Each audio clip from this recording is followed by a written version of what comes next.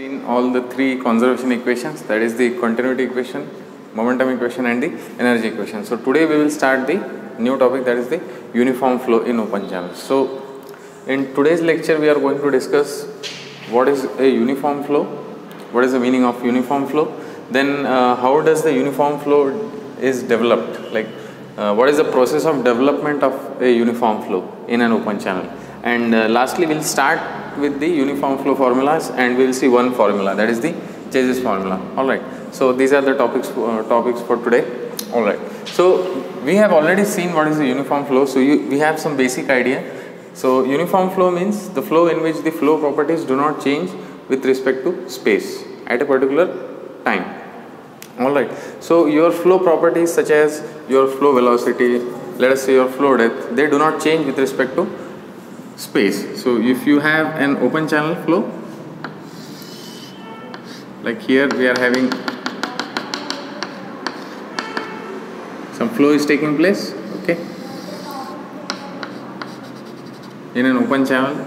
It may be of any cross section, rectangular, trapezoidal, triangular, any cross section, and let's say you have depth of flow y here, okay, and so according, if the flow is uniform, if uniform flow is taking place, what does it mean? It means that this flow depth should not change at any point on the channel. So if you take any other location also, the flow depth should be same. Take any other depth, the flow depth should be same. Okay, that is the meaning of uniform flow. Alright, again this flow velocity, if v is the velocity at this section, same velocity you will have here also and here also. So v is equal to constant. Velocity is constant and depth is also constant. So this flow will be termed as a uniform flow. Alright. Now see, since this depth is constant, the hydraulic gradient line, that is the water surface elevation, this is called as the water surface elevation, the line which shows the depth of water. Okay, so this is your water surface elevation, or simply water surface. This water surface elevation will be equal to the hydraulic gradient line. We know this, alright, or HGL. This will be parallel to the bed slope. Okay, since the flow is uniform, depth is not changing, at this line will be parallel, both these lines will be parallel. So your water surface elevation is parallel to the channel bed when the flow is uniform. Alright, this is what we have seen till now. Now we will see how basically it is developed, okay, and the conceptual definition of open channel of uniform flow. Okay, see, let's say you have, again you have an open channel flow, and now what you do is we'll try to conceptually think how the flow can be developed. Okay, so you just put some water in this channel, you just put it here at any location, you just put it. Okay, let's say you put the water here and you have some depth. So this is your quantum of water that you have put in the open channel, okay, to start the flow. Okay, you put it here and let's say this is the depth, this is your initial depth y1. Okay, now this water will have some weight, okay, and this channel bed is having some slope, okay, theta. So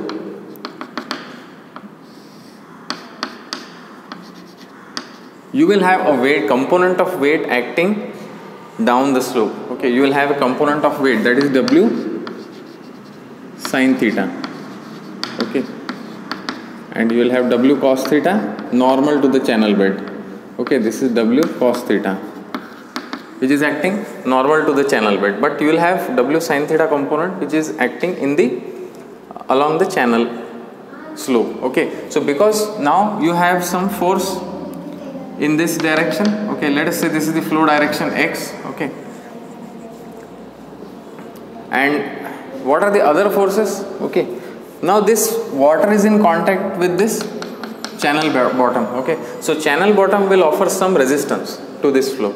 Okay, so these are the two major forces in this direction. If you consider this x direction, what are the major forces now? You have a weight component, okay, and you have some resistance force because of the shear stress at the channel boundary.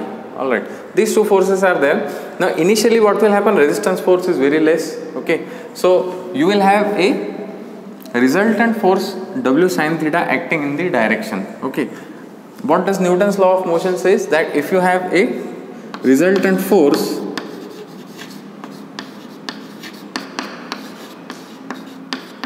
then according to Newton's law what should happen? If you have a resultant force, the flow should accelerate, okay. So resultant force is there in the x direction, so this flow will accelerate in this x direction, and as the flow takes place, if you go ahead, then you will see that okay, the flow is getting accelerated, okay. Resultant force therefore you will result in acceleration, okay. So your depth will decrease. Why your depth should decrease? Because if the flow is accelerating, its velocity should increase. So velocity is increasing, but when velocity is increasing, according to continuity equation, that also the flow has to satisfy the conservation of mass, the flow has to satisfy. So according to conservation of mass, area into velocity at one location should be area into velocity at another location, okay. Now when the velocity, mean velocity is increasing, that means the area should go down, the flow area should decrease. That's why in order to decrease the flow area, the depth also decreases, since channel base width is constant. So in order, what should happen to decrease this area?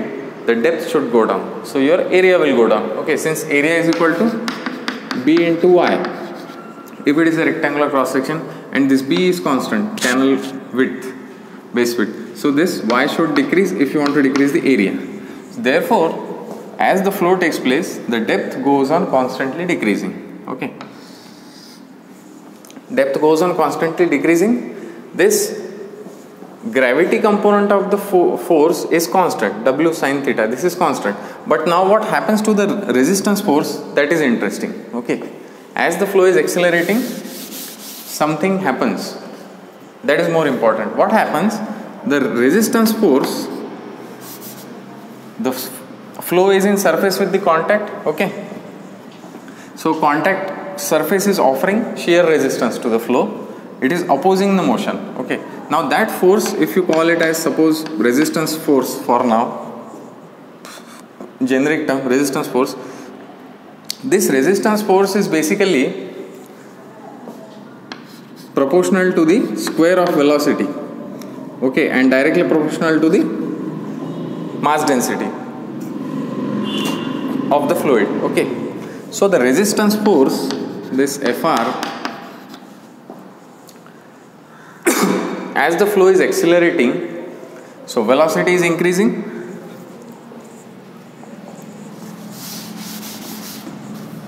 as the flow is moving ahead, the velocity is increasing, okay. Now as the velocity is increasing, what should increase? This resistance force should also increase. Why? Because resistance force is proportional to square of velocity. It is also proportional to the mass density, but mass density is constant, so it will not affect the resistance force, but the resistance force is proportional to the square of velocity.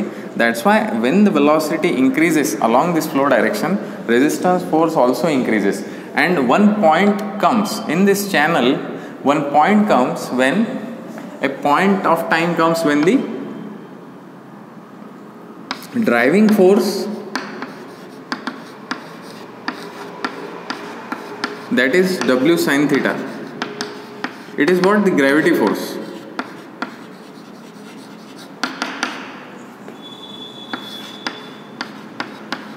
is equal to the Fr, that is the resistance force.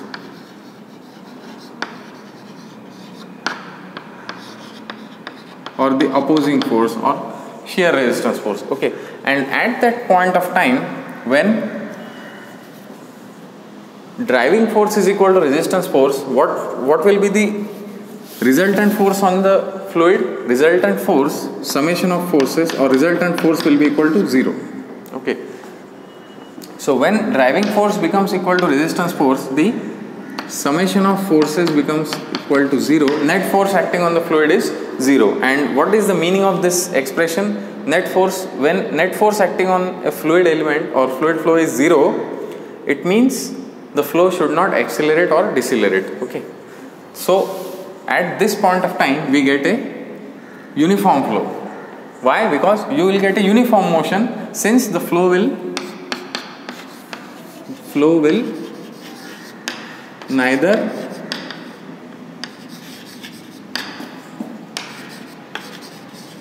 accelerate or decelerate. Okay, so no acceleration, no deceleration. It means what? No acceleration, no deceleration means what? Velocity is constant. Velocity becomes constant. And in this way, open channel flow gets developed in a channel. Okay, so your forces get balanced. Your major primary driving force is the gravity force, and your primary opposing force is the resisting force. So when flow is accelerating in a channel or even decelerating in a channel, there comes a point when both the forces are balanced, and when forces are balanced, then net force on the flow is 0, and when net force on the flow is 0, there is no acceleration and uniform motion is achieved. Okay, this is according to the Newton's first law of motion, which states that according to Newton's first law, if we think this problem according to Newton's first law, what does it say? That if the body continues its state of rest or uniform motion.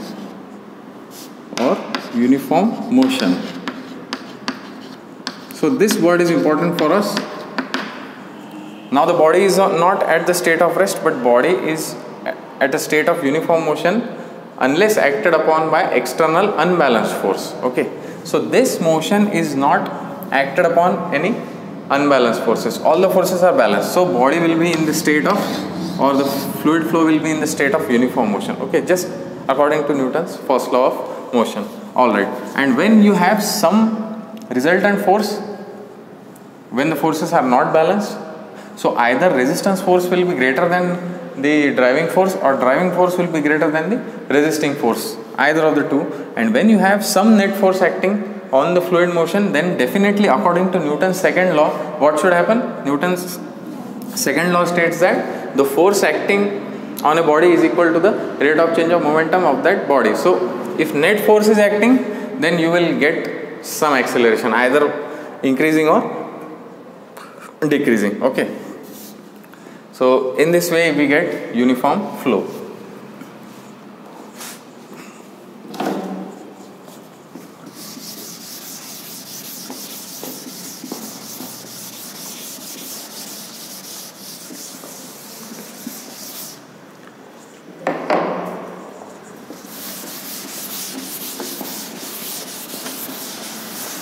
Now this is also analogous to an example. You can think about an example. Okay, to understand uniform motion, you can also there is one very good example which is very easy to imagine. Okay, so let's say you are traveling on an airplane.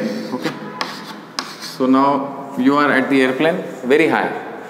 It should have sufficient height. Let us say 1 kilometer or so, 1000 meters, 2000 meters, like that. Okay, and then you jump from that plane. Suppose this is just an thought experiment. Okay, just a thought experiment. You jump from that plane without any parachute. So what will happen to your motion? Okay, just think about it. Okay, from the point of view of fluid mechanics also. Okay, so when you just jump outside the plane, what happens? The driving force is, the force acting on you is the gravity force, that is gravity force. Okay, it is equal to m into g, mass into acceleration due to gravity, and this force is fixed. Your mass is not going to change, it is constant, and acceleration due to gravity value is also almost constant. Okay, so this gravity force is acting on you and it is almost constant. What happens because of this gravity force? Now since force is acting on you, you should accelerate, your velocity should increase, okay, consecutively. So you start falling down towards the surface of the earth and your velocity increases, okay. Continuously your velocity goes on increasing and you are starting to fall on the ground, okay. But during your fall, what happens? Your velocity is increasing, and since your velocity is increasing as you are accelerating at the rate of 9.81 meter per second square, you are accelerating. So your velocity is going on increasing, and because of this, the drag force is also increasing. Now see, when you are falling down, gravity force is not the only force acting which is acting on you, okay. You are getting resistance from the air, okay. You are falling in a fluid, so fluid will offer resistance to your motion. That force exerted by the fluid on you is called as the drag force. Now drag force is directly proportional to, again, as we talked about the resistance force, it is one and the same. So it is also proportional to square of velocity. So when you are falling down, your force causing the motion is constant, but your force resisting the motion is consistently increasing since your velocity is increasing, okay. And a point comes when there comes a point after some travel at a particular value of velocity, there comes a point when your gravity force is exactly equal to your drag force, okay. And what happens at this point? The net force on you is 0. So from that point onwards, since net force equal to 0, according to Newton's first law, you should not accelerate or decelerate, okay. You should continue in your state of motion, uniform motion, okay. So you will continue with a constant velocity. So you will fall on the ground with a constant velocity, okay. That's why if you are at sufficiently higher distance from the ground, even if you fall from this side, okay, even if the plane is at this side, or even if the plane is at, suppose, this side, okay, you fall from the ground, you fall on the ground, and if you measure the velocity, these velocities will be equal. Since these velocities will be equal to the velocity at which you get the force balance, okay. So finally you achieve a uniform motion, okay, and velocity will not increase after that, since you have reached the uniform motion velocity, okay. So the same goes to your uniform flow in open channel also, okay. This is just a thought experiment, better not to do this or try to do it. Alright, so this is how open channel flow will get developed, okay. Now we'll look at one formula of open channel flow, that is called as the Chase's formula. So in Chase gave us a formula in 1769.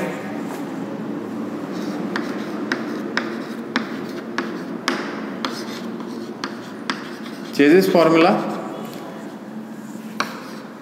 1769. So in the 17th century itself, he gave the first formula for uniform motion, and his name was Antoine Chase.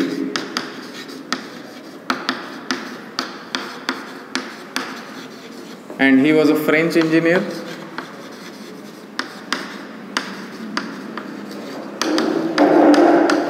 So he was the first to develop an expression for uniform flow, okay.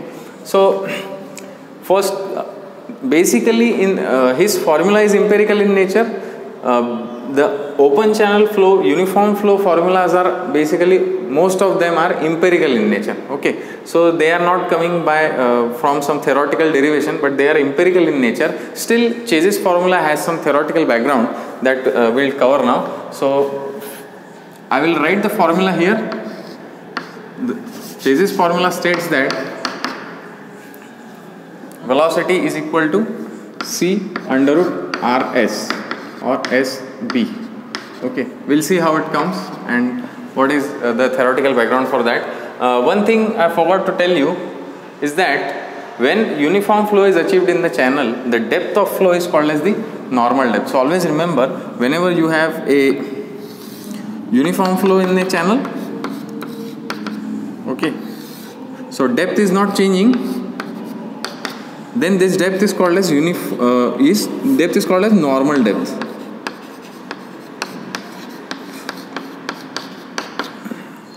Okay, normal depth, remember. So normal depth is the depth at which you get uniform flow. Alright, so let's continue with this Chezy's formula. So this is basically the formula for velocity of a uniform flow.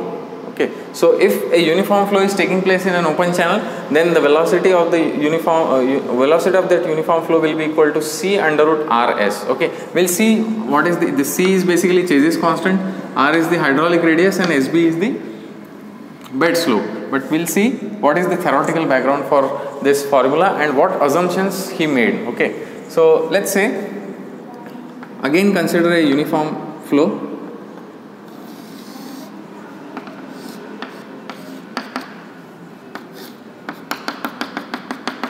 Okay, and uniform flow is taking place in an open channel.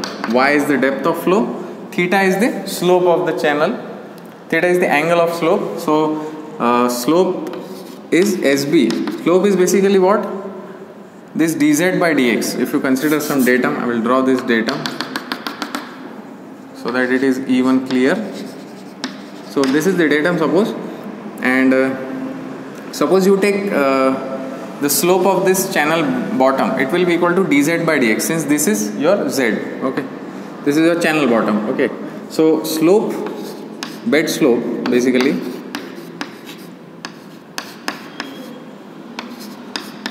I will call it as SB. It is also called as S naught. So bed slope is equal to dz by dx. Okay, and this is, since this is x, okay, flow direction is x. Okay, so this is nothing but dz by dx. So it is this slope. Okay, it is this slope, and it is equal to tan theta. This will be opposite upon adjacent, that is tan theta. And for small angles, if your angle is very small, angle with the horizontal of this channel bed is very small. For small angles, we know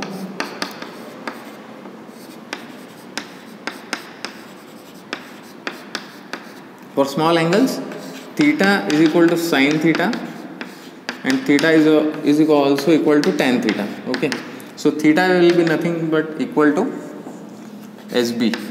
Okay, theta equal to sine theta will be equal to SB. All right. Now let's consider a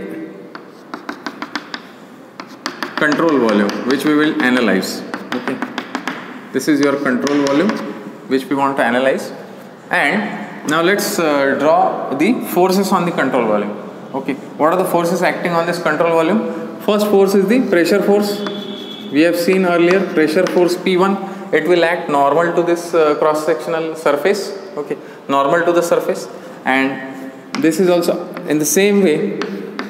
Hydrostatic pressure force P2 will act normal to the surface at this outflow location. Okay, this, let's say this is 1 1 and 2 2. Okay, so on 1 1 P1 will act.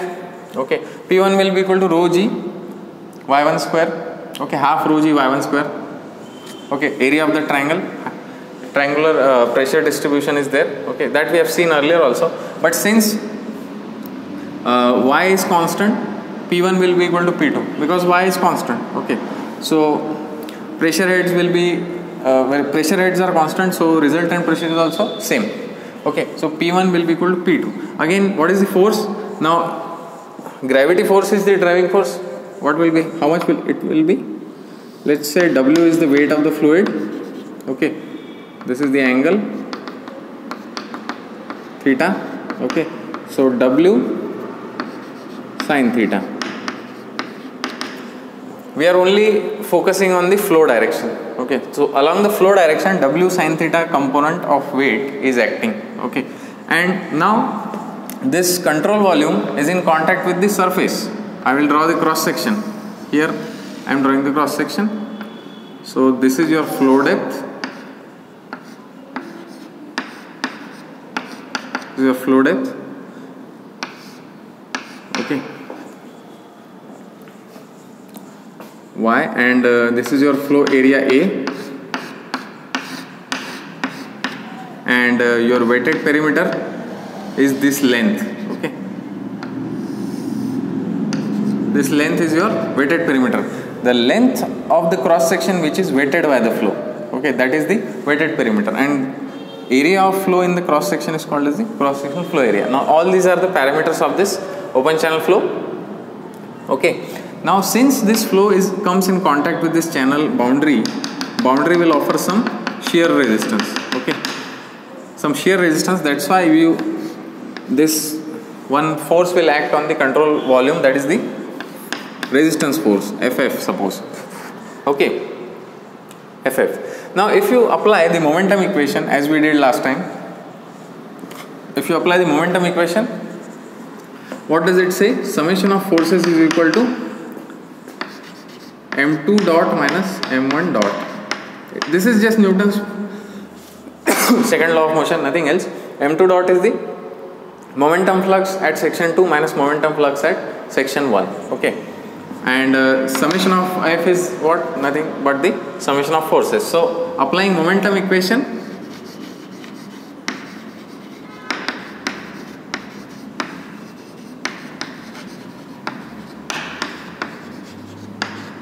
along flow direction.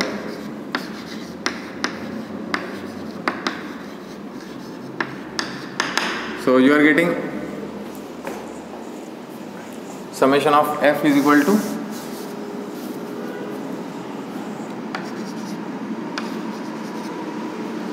summation of F is equal to m2 dot minus m1 dot. Momentum flux at 2 minus momentum flux at 1. Momentum flux at 2 is how much? It will be beta. Beta is the momentum correction factor. Rho Q is the mass flux into velocity v2. Okay, so this will give you the correct momentum flux at section 2. We have seen this last time also. Okay, minus beta rho Q into v1. Rho into Q is the mass flow rate. Mass flow rate into velocity will give you the momentum flow rate, momentum flux. Okay. Now since v1 equal to v2, Q is constant, rho is also constant. Okay, so these quantities will be equal, so this will be 0. Alright, and summation of forces. What are the forces acting on this control volume? P1 is in the direction of the flow, so P1 minus P2, since P2 is in the opposite direction, then W sin theta plus W sin theta and minus FF. Since FF is the frictional resistance or shear resistance which is acting opposite to the flow. So P1 and P2 will also get cancelled. This will be 0. So W sin theta will be equal to FF. Okay. W sin theta will be equal to the frictional resistance. Now W is what? Weight of the control volume. How much is that? Let's say this is the L, length of the control volume. Okay. L is the length. So what will be weight? Weight is what? Volume into mass density or volume into weight density. So volume is A into L. A is the cross sectional area, L is the length, A into L. This becomes the volume, multiply by rho into G. This gives you the weight. Okay, AL rho G into sin theta. Okay. Now this frictional force is acting on the frictional force or nothing, or shear force. This is acting on the area. On which area this shear force is acting? This P into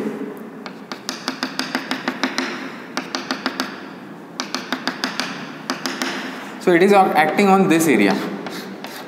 Okay, this P multiplied by this L.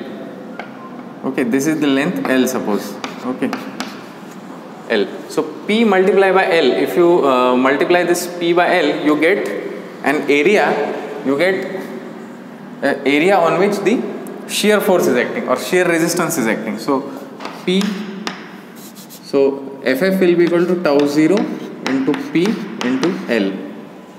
Okay, tau 0 is what? Shear stress. So shear force will be equal to shear stress into shear area. Okay, tau 0 shear stress and P into L is the shear area. Alright, now L and L will get cancelled. What you are getting? Therefore, tau 0 will be equal to A by P rho G sin theta. You can write bed slope. Sin theta will be equal to tan theta equal to nothing but the bed slope. So you can write SB, okay, or S naught SB, you can use anything, rho G SB into A by P. Okay, so you are getting tau 0 equal to rho G into R into SB. Okay, R is what? Hydraulic radius. Flow area divided by wetted perimeter is the hydraulic radius. So you are getting the expression for shear stress. The shear stress expression is rho G R into SB. Okay. Now Chesy made an assumption that, what was the assumption of that Chesy made? That tau 0, that is the resistance force per unit area or shear stress simply. Okay, tau 0 is what? Shear force upon shear area. So that is the resistance force per unit area is directly proportional to the mass density and directly proportional to the square of velocity. He made this assumption. Okay, and this assumption is actually true when you do experimental investigations. If you do an experiment and find out how much is the resistance force on a body, okay, you will find that the drag force or the resistance force is proportional to square of the velocity and directly proportional to the mass density. Okay, this you can prove experimentally also, but he made these assumptions based on some observations.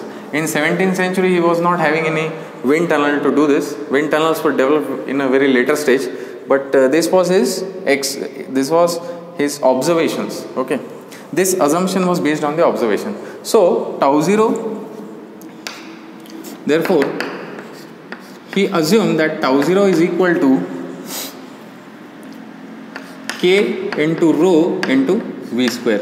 Okay, what is this K? K depends upon the surface roughness characteristics. Okay, so this depends upon the roughness properties of the surface, whether it is highly rough or it is smooth, those properties. Okay, so in this way he got an expression for the resistance force per unit area, that is the shear stress. So tau 0 will be equal to K rho V square. Just put this expression in this equation, we get, therefore we get K into rho into V square is equal to rho G R into SB. Okay, therefore we get this rho will get cancelled. We are getting V square is equal to 1 by K into G into R into SB.